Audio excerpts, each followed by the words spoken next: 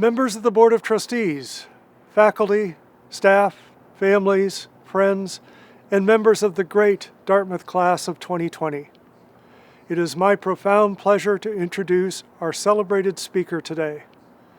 He is a highly accomplished American educator and entrepreneur who discovered and demonstrated the power of online education long before COVID-19 made the term remote learning part of our universal vocabulary.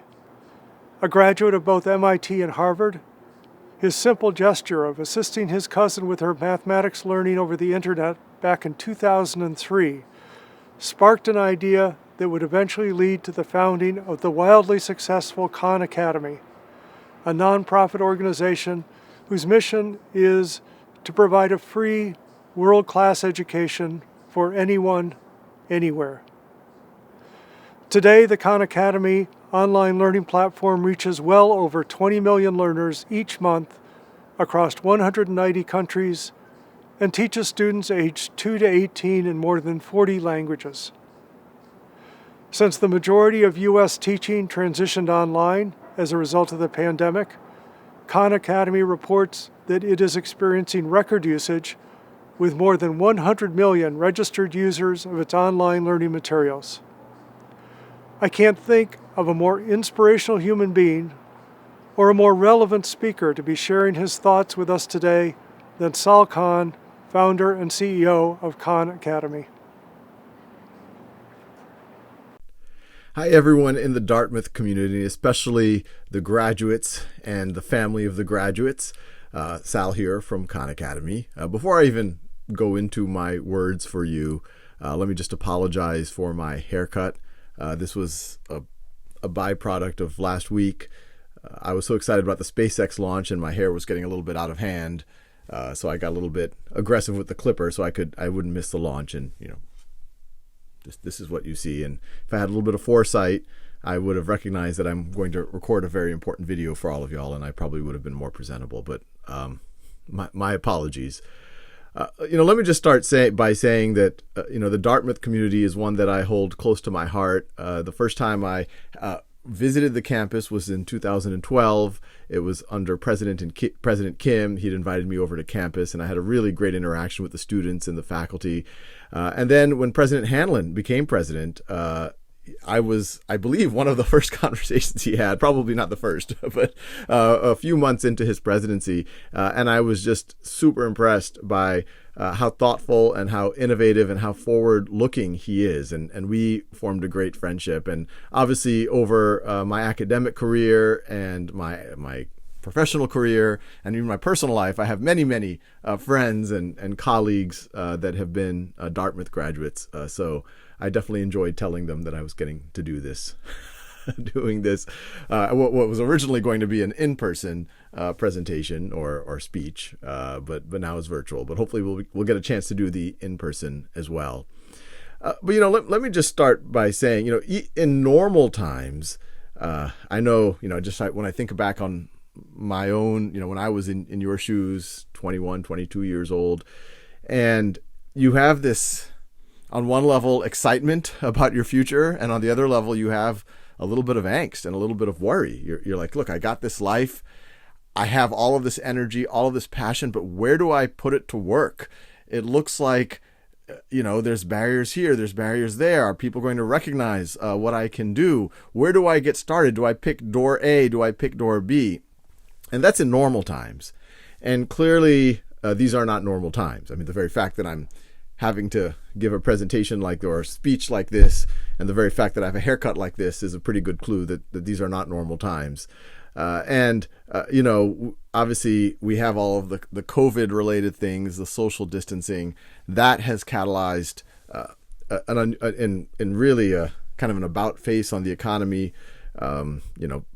Maybe one of the worst economies that many of us will see for hopefully a long time, but many of us probably a tough one in a lot of levels for us in at least our lifetimes.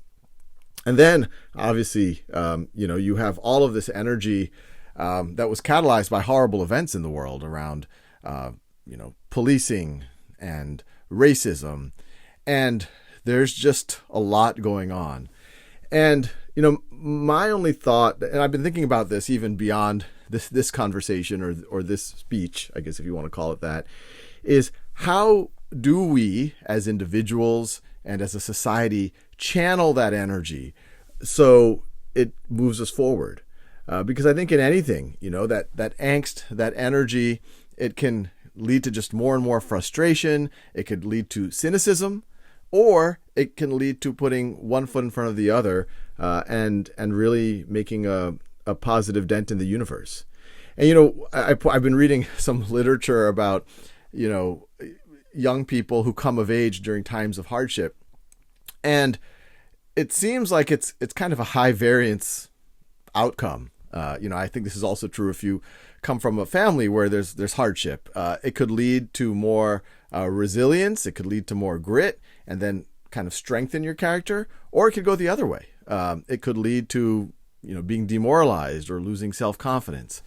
And so I think all of you, as Dartmouth grads, wherever you came from, you have that capacity, you have that energy. I hope you have that positivity where you can really direct yourself more to the former, more to the, look, there's a lot of stuff going on. There's a lot of stuff for all of us to process. But I, as an individual, need to think about what can I do, put one foot in front of the other to make a positive dent. And, sometimes there's the urgency to change the whole world all at once, and then it's frustrating because how do you change the whole world all at once? Until you realize that actually you can make small steps in your own life, in your own community, and those small things build up. It's kind of like those snowballs in the cartoons. They start small and they get bigger. And I know that I've to some degree have this very random life experience where I've been living it. When I was your age, I was always intrigued by education, but I was like, well, what am I going to be able to do in it? And I ended up pursuing a path that I had passion for, but frankly was a more pragmatic path. I went into technology. After business school, I ended up working in finance. I was, an analyst at a hedge fund. But I always felt this little angst, this little urgency. I was like, well, is this going to be my dent in the universe? Is this how I'm going to make an impact on the world? And it was really during my wedding, or right after my wedding, back in 2004, that a 12-year-old cousin who was visiting me from New Orleans, I was in Boston at the time, needed help with math. And, I didn't really think about it in grandiose terms at the time, but I was like, well, I could help her. And, she's remote, 1,200 miles away, however far away, and maybe I can, put together some homebrew technology, find stuff on the web where I or use a phone, whatever, to tutor her. And obviously that helped my cousin Nadia. And then I started tutoring her younger brothers. Word spread around my family. Free tutoring was going on. I started making little tools for them. I started recording videos for them. One thing led to another. People who are not my cousins were using it. And this thing that, when I started in my 20s was this, I'm just going to do one thing in front of the other. But I was in the back of my mind always thinking, well, maybe this could be bigger. Maybe if this is useful for Nadia and Arman and Ali and those few people who are writing me letters off the internet, maybe it could be useful for millions. Maybe it could be useful for billions of people one day.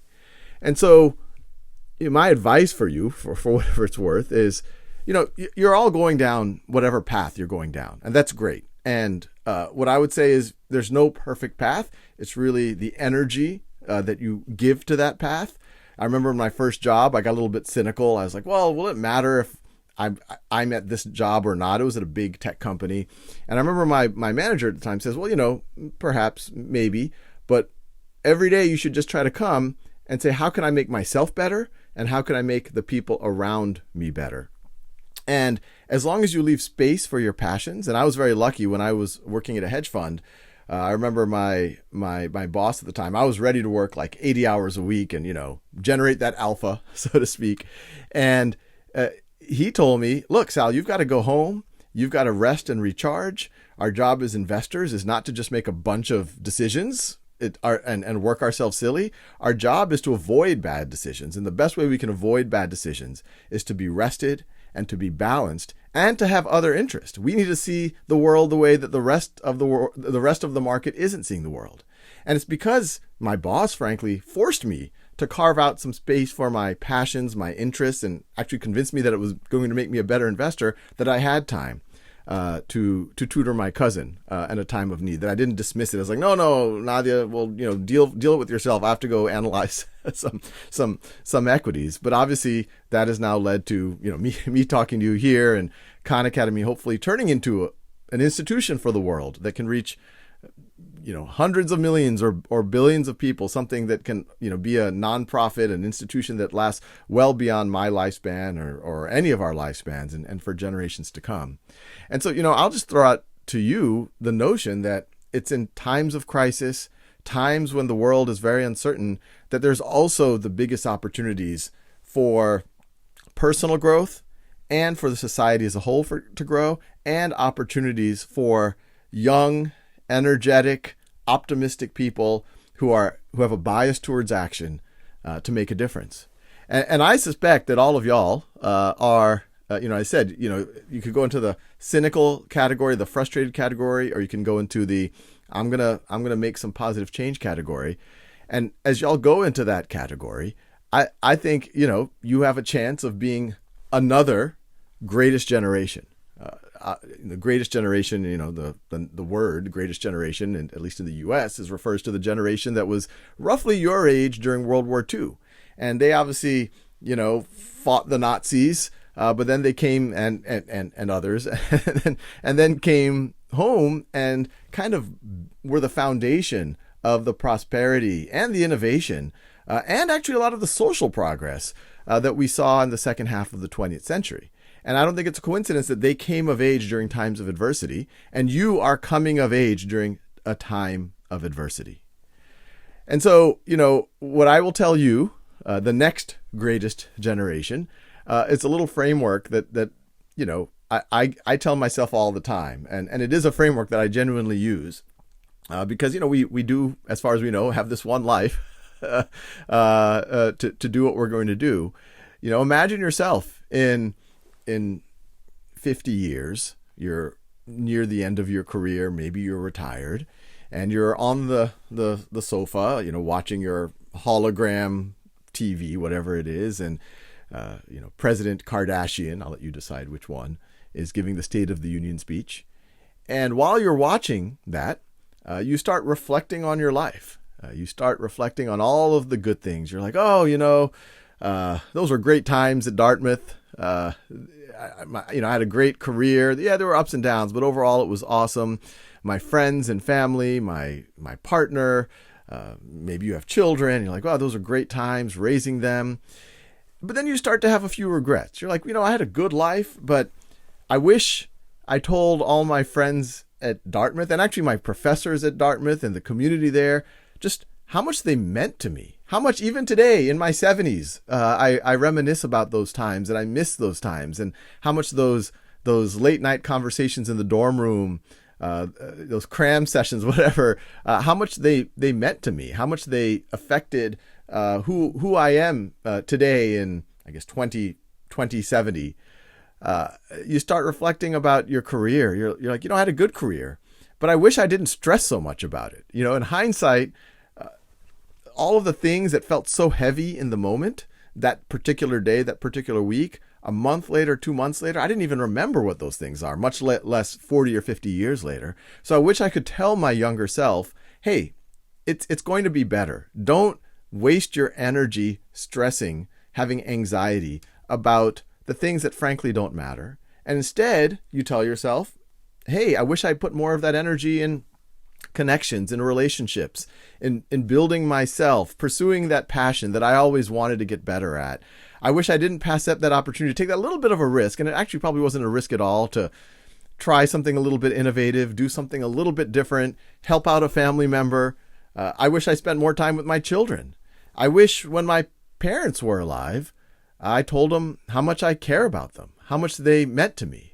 You regret, maybe I was in my 20s, a little angsty, and I wanted to kind of get out of their orbit. And, sometimes they were maybe helicoptering me a little bit too much. But when, in 27, you're like, wow, but they did so much for me. And now in hindsight, I realize, no one's perfect, but how much of what you are is really based on what they've provided for you. And while you're having these regrets, all of a sudden a genie pops up and says, "Hey, you, I'm a genie, and I've been listening to your thoughts. It seems like you've had a great life." And you're like, "Yes." You're a little weirded out by this whole thing going on. And the genie says, "Well, but I also have been eavesdropping on your regrets, and you seem like a good person. So if you're up for it, I'm willing to give you a second chance." And so you say, "Okay, I'll take the second chance," not really knowing what this is all about. And the genie snaps their fingers and, I don't know, cloud of smoke, whatever else happens.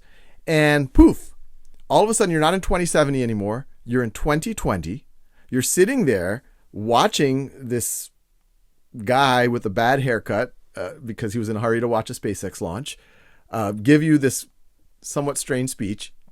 And you realize, wait, the genie did what they said they were going to do. I am now 50 years younger. It's 2020. I'm graduating from Dartmouth, and all of those regrets I can redo. I can live all of my life that wonderful life that I lived the first time, but now I can optimize. I can hug a little bit harder. I can just take a few more risks. I can tell the people around me how much they mean to me, how much I care about them, how much I love them. I can hug my parents. I can tell them. I can spend more time with them, my family, my friends, and just enjoy the ride that much more. And so for me, your I guess virtual commencement speaker, let me just say how excited I am to see what I believe is going to be the next greatest generation, the Dartmouth class of 2020, what you're going to do with your second chance. Thank you.